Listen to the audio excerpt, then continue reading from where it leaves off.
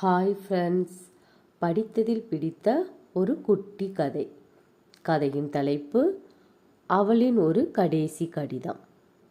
மதுரை மாநகரில் மருத்துவம் படித்து கொண்டு இருந்தான் விஜய். தனது வகுப்பில் படித்த அனிதாவை விரும்பவும் தொடங்கினான். அனிதாவும் மெதுவாக விஜயின் அன்பை உணரத் தொடங்கினாள்.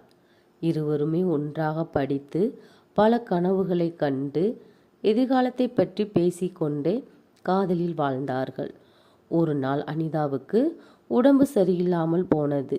மருத்துவ பரிசோதனைக்காக சென்றாள் அனிதா. அங்கு அவளுக்கு மார்பக புற்றுநோயின் கடைசி நிலை என்று மருத்துவர் கூறினார். அனிதாவின் உலகமே சிதறி போனது.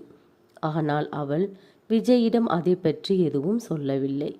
அவன் துன்பப்படக்கூடாது என்றும் அவனுடைய எதிர்காலம் அழியக்கூடாது என்றும் நல்ல எண்ணத்தால் மெதுவாகவே அவனிடம் பேசுவதை குறைத்து கொண்டாள். விஜய்க்கு அது குழப்பமானது. ஒரு நாள் அவன் நேரடியாகவே அவளிடம் கேட்டான், அனிதா, என் மேல் உனக்கு பாசம் எதுவும் குறைந்து விட்டதா என்று.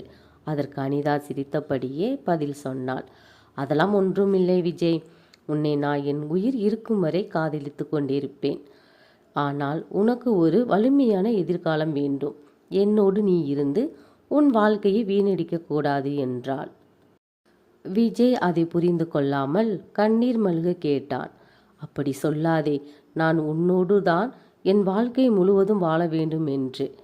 ஆனால் சில மாதங்களிலேயே அனிதா மிகவும் பலவீனமானாள். ஒரு நாள் காலையிலேயே விஜய்க்கு ஒரு கடிதம் வந்தது. அதில், விஜய், நீ என் வாழ்வின் மிகப்பெரிய பொக்கிஷம். உன்னுடைய அன்பை நான் என் இறுதி மூச்சு வரை என் மனதில் சுமந்து செல்கிறேன். ஆனால் நீ உன் வாழ்க்கையை நிறுத்தப்படக்கூடாது. நான் இல்லை என்றாலும் உன்னுடைய கனவுகளை நீ பூர்த்தி செய். நான் எப்பொழுதும் உன் இதயத்தில் தான் இருப்பேன்.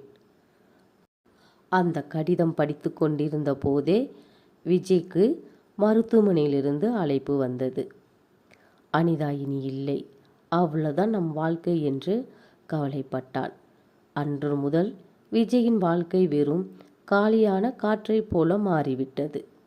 அனிதாவின் கடிதம் மட்டுமே அவன் தினமும் வாசிக்கும் உயிரின் ஒரு அடையாளமாக அது இருந்தது.